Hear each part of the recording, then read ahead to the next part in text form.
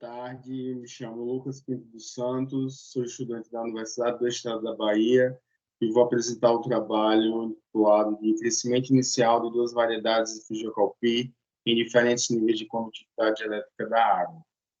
O Fujiokalpi ele tem uma grande relevância econômica dentro da região Nordeste e na região Norte do Brasil. O cultivo ele se desenvolveu aqui na região Nordeste, no interior, no século XVI, vindo da África, que é o grande centro de origem do feijão calpi. É uma reconhecida fonte de proteína, com um grande valor nutritivo, o que faz com que essa cultura tenha uma grande característica relacionada com a segurança alimentar da população nordestina brasileira. A região semiárida ela é caracterizada por grandes períodos sem chuvas, e as chuvas ela está ali estabelecida dentro do período de dezembro a abril, onde se concentram os cultivos que são dependentes de chuva do feijão calpi pelos pequenos agricultores. Durante a estação da seca, uma alternativa é a utilização de águas subterrâneas, porém, as altas temperaturas, as grandes taxas evapotranspirométricas e a geologia do local, elas são fatores determinantes na qualidade dessas águas, que, na sua maioria, elas possuem uma grande quantidade de sais. A utilização de águas com teores de sais elevados, elas podem gerar estresses oxidativos nas membranas,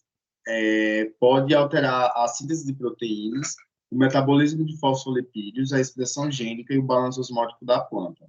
O uso de variedades tradicionais dentro dessas condições representa um potencial genético, já que a seleção natural adaptou essas variedades, e quando elas são inoculadas com bactérias diazotróficas,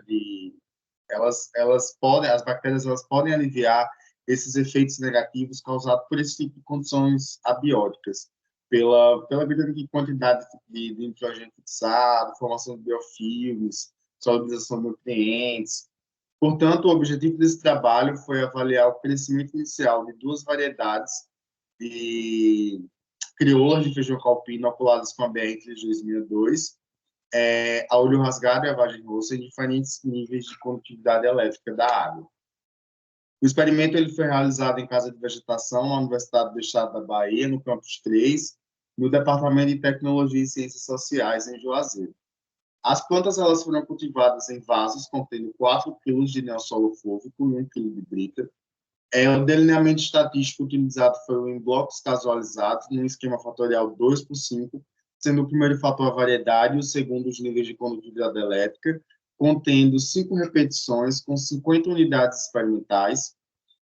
As variedades, como eu falei no slide anterior, foi a olho rasgado e a vagem roxa, e os 5 tratamentos foram distribuídos em que o primeiro tratamento era a condutividade referente a 0,09 decímetros por metro, o tratamento 2, 2,5, o tratamento 3, 3,5, o tratamento 4, 4,5 e o tratamento 5, 5,5 decímetros por metro.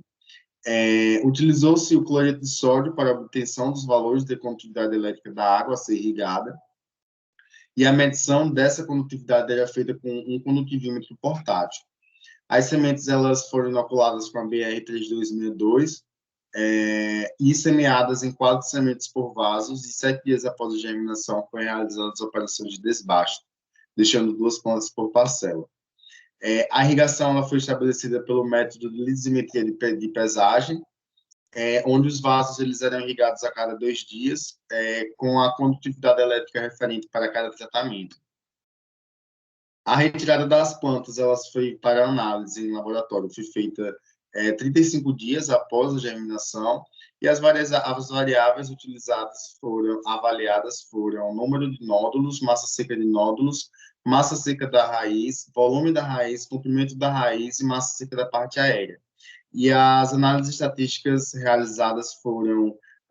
foi uma análise de regressão polinomial e um teste de médias utilizando o método Scott-Knott com o auxílio do programa AgroStat.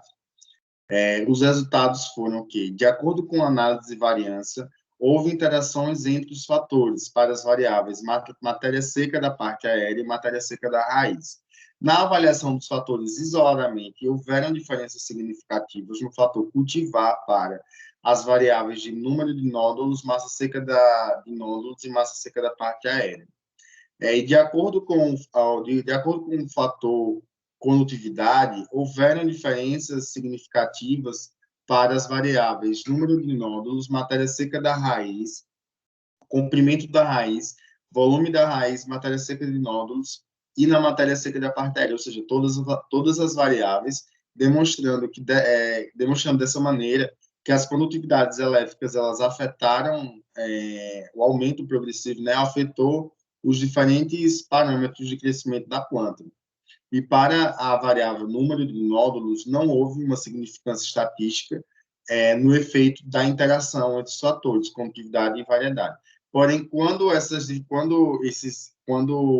eles eram avaliados isoladamente, haviam diferenças onde a variedade de olho rasgado,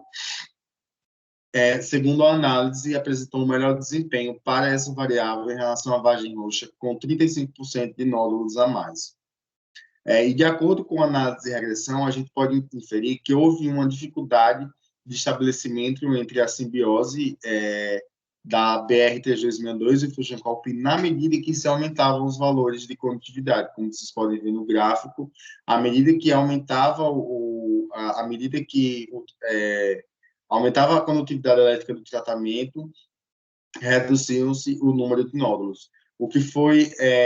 encontrado também por Medeiros em 2008. A matéria seca de nódulos não teve uma grande significância estatística para a interação dos fatores, porém, quando era analisado isoladamente, a cultivar olho rasgado, ela se sobressaía em detrimento à variedade de vagem roxa. Para a variável matéria seca da raiz, houve diferenças apenas para a interação dos fatores entre o tratamento 1 e a variedade olho rasgado, tendo as demais interações as mesmas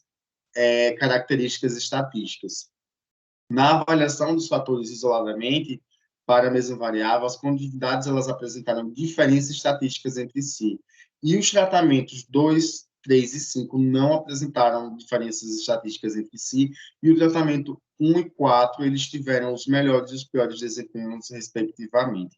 Em relação à variável comprimento da raiz, a interação entre os fatores e o fator variedade não apresentaram significância estatística, apenas o fator condutividade elétrica apresentou uma grande diferença estatística. No tratamento 1, ele se diferenciou, se destacando, onde o que já era esperado, já que não tinha a presença de sal. Em relação ao volume de raiz, ela teve um comportamento semelhante ao comprimento da raiz, onde o tratamento 2 e 3 eles tiveram o mesmo desempenho e o tratamento 4 e 5 os piores desempenhos. E na matéria seca da parte aérea, ele se diferenciou estatisticamente em todos os aspectos da interação entre os fatores, e quando estes eram também avaliados isoladamente.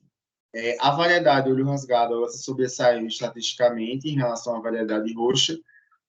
e o tratamento 2 e 3, eles não tiveram eles não tiveram diferenças estatísticas entre si, assim como os tratamentos 4 e 5, sendo o tratamento 1, a testemunha, sendo mais superior estatisticamente. Esse comportamento no decréscimo da matéria seca da parte aérea, em função do